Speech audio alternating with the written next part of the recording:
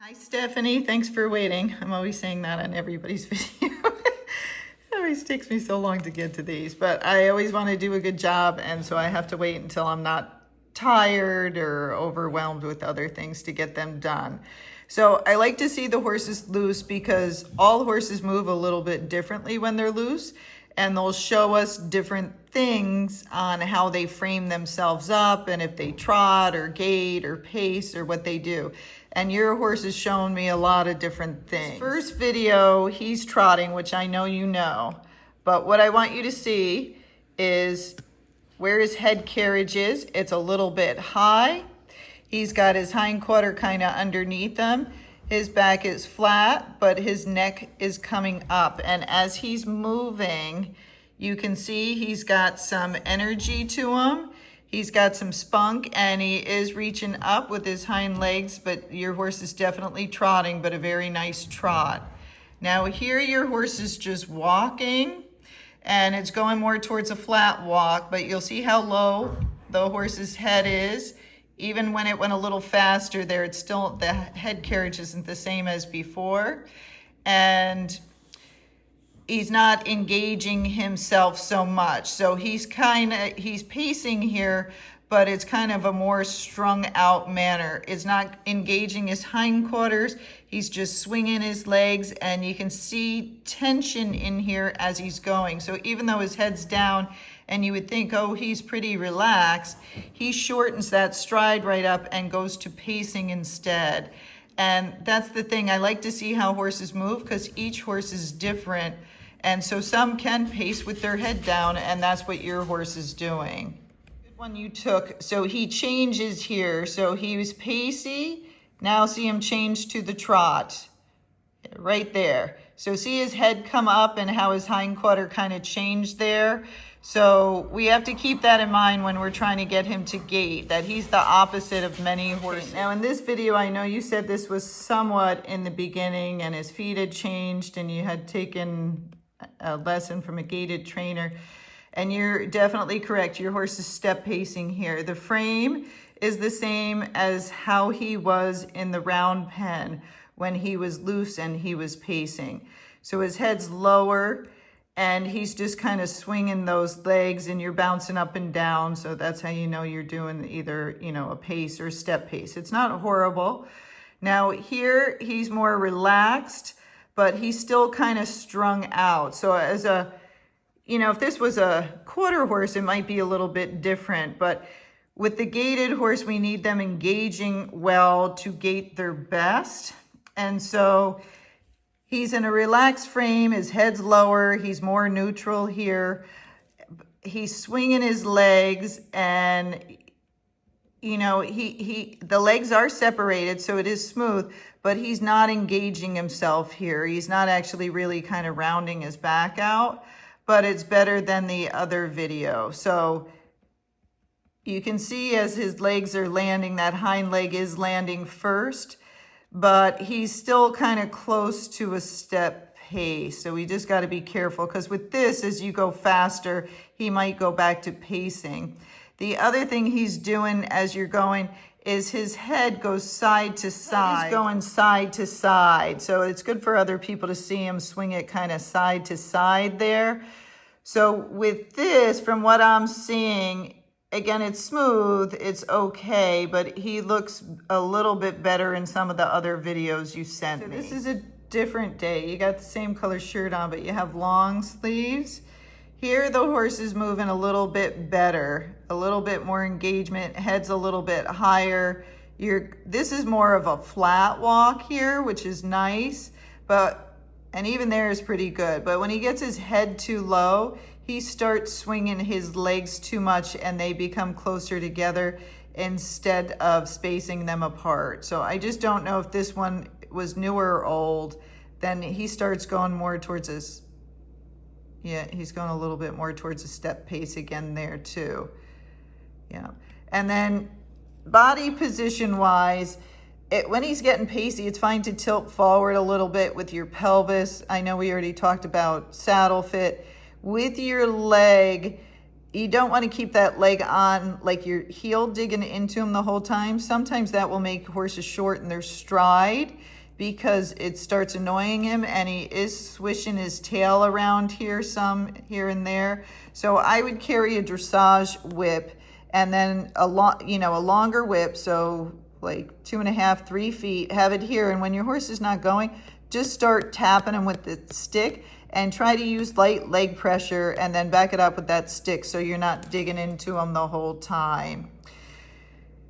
And here the rein contact is okay. It's like a light rein contact, but I think he was moving much better there versus the one you just showed me in front of this one. Going here, he moves pretty good. Then he got a little pacey, and then you brought his head down, which normally works out pretty well. But then his legs got a little bit closer together. So with this horse, he's a little bit tricky. He moves a little bit better with his head up. He starts lifting his legs a little higher, and he starts getting a little bit more engagement. As he gets his head down lower, he seems to be tensing up more and not moving as well. This was the latest one, and here he's got his head down. You know, normally you would say, oh, this is a nice head carriage here. And, you know, he looks pretty, but he is more step pacey here. So he tends to look a little bit like he gets, you know, I got to look back at it, your pictures you sent. But here he looks like he's more downhill. Like he's getting more weight on his front end with his head down that low. And then he's just swinging his legs more and step pacing more. You started going over the poles, but you got them in a straight line. And they're about 12 feet apart, which usually works, but for him, it didn't actually separate his legs that much. Here, so this looks like a clip that was from earlier. You know, he's relaxed and he's moving, but his gait still doesn't look good enough. He looked much better in the beginning. You know, when you first got him, in other words. So to me, you know, he looks like as you get him relaxed and his head down, some of the time he gets more strung out and gets more towards the pace. And then when you put that leg on him and hold him, he seems to get very pacey. Working on the canter, it's not bad. You know, I understand what you're trying to do. You're trying to lift him up and to help him to get that rhythm. And it's coming, but I think as we get his gait better, and try to start working him at the trot more when he's loose, it's going to help your canter as well. We're cantering the other direction. And again, I know you're kind of lifting and half halting and trying to help him. But I think if we can get him listening to your leg more, get him a little bit more on the trotty side, it's going to make a big difference in what he can do. Part of the sale video from when you got him, and I know his feet were longer, so that does make somewhat of a difference.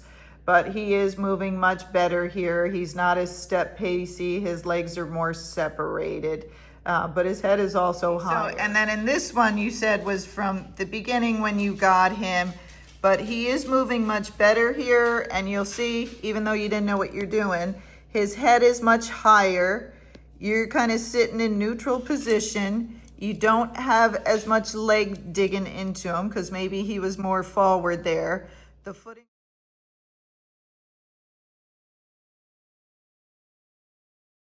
The footing's a little deep. You're going pretty fast, but he was gaiting pretty well until you got right over here, and that's when he got step pacey there. And you have just a snaffle in there, so that was okay. And he's shaking his head, and he's moving out. So again, anytime they're shaking their head, they're either foxtrotting, which he was not, or a flat walk, or if it's faster, it's a running walk. So I like where his head is and how he's moving, okay? And his head's kind of about the level of your belly button and chest area.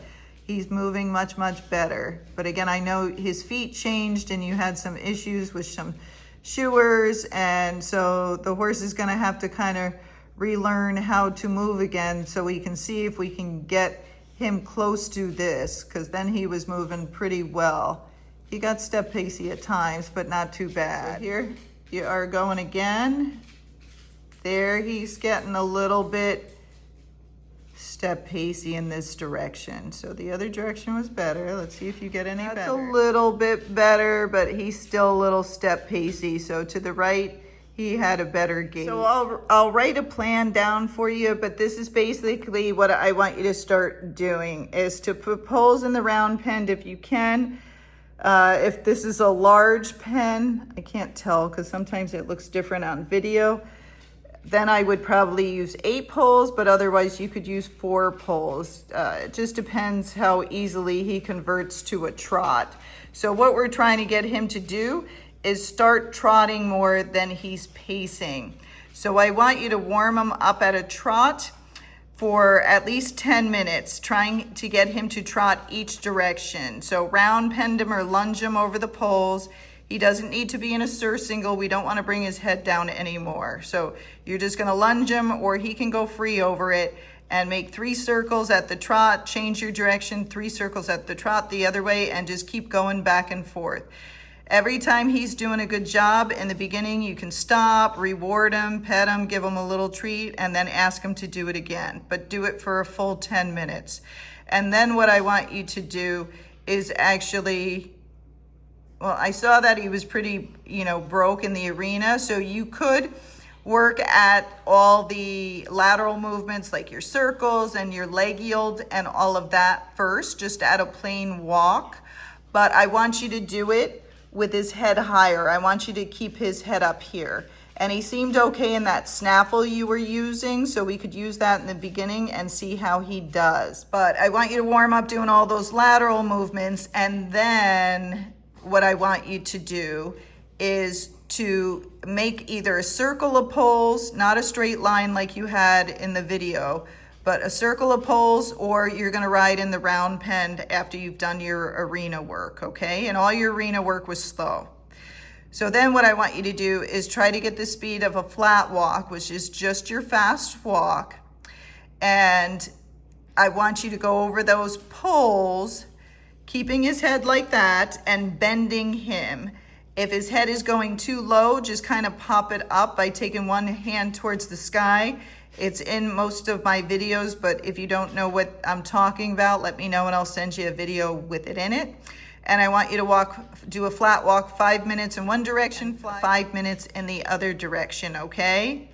And then that's all I want you to do for the first couple of weeks. Don't try to go any faster, okay? I just want him trotting and you flat walking and getting that pretty good. And then I want you to send me an updated video, just a couple of minutes, and let me see what your flat walk looks like in each direction. Once we get that good, then we're gonna speed him up. And it looks like he's probably gonna be able to do a running walk and then a saddle gait after that. So we wanna get it so we can get him faster in time, but we gotta make sure that flat walk is good and you're consistent in the speed and keeping it really well, okay? Then what we're gonna do is just, after the 5 minutes of flat walking in each direction, then we're gonna add in, it should be the running walk, and we're gonna just do it 3 minutes each direction after that. You're gonna keep a slight bend to him the whole time because that will help to keep him out of the pace. And again, keep him in this frame. Don't let his head go lower. If he paces and you can feel it, I want you to stop, back him up 5 steps, immediately go forward and try it again. If he paces again, stop, back up 10 steps and immediately go forward, okay? And then try to never stop and rest when he is doing a pace or a step pace. You're only gonna stop and rest when he's doing a good gait, okay? But then we're gonna try to get 3 minutes of the running walk, and then we're gonna do that for a couple of weeks and then move it up to 5 minutes each direction. And then after we get both of those consistent, then we will start to work on the saddle gait. And if we've done it right, all we should have to do is keep him slightly bent and then go faster, okay? But with all of this in the beginning, for now, we're gonna use poles to help you unless he all of a sudden starts really getting trotty, then we'll start taking some of the poles away. But otherwise, we have to change his footfall. We have to change the frame that he's now kind of gotten stuck in, and he's kind of gotten strung out, okay? And you know, this is hard because when people are riding quarter horses or different breeds, of course, you want to bring their head down, get them relaxed, and that's how you want them to go. But the hard part with the gaited horses is their gait changes. And each horse has a special sweet spot where their legs are going to be separated and they're going to gait the best. And that's why it's helpful to see when they're loose, how they move. But this horse, again, is the opposite of a lot of horses. When he gets his head down and he gets relaxed, he starts getting pacey and step pacey instead. Okay, so I'll put that information to you and then we'll go from there, and hopefully you'll take another lesson and update us so we can see if it's getting better.